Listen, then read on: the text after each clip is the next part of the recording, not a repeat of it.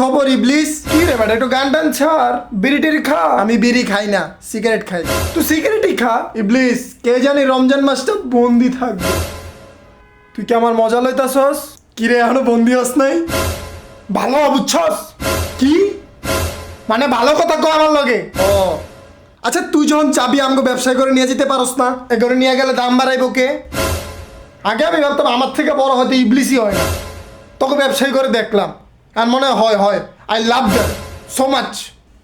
আর রমজান মাসে মেয়েদের সাথে কথা বলবি না। কে? সরাসরি হাত ধরে আটবি, আয়া বসতো আসল রূপে। ইয়েস, আমি এবারে চিন্তা করছি সব রোজা রাখবো।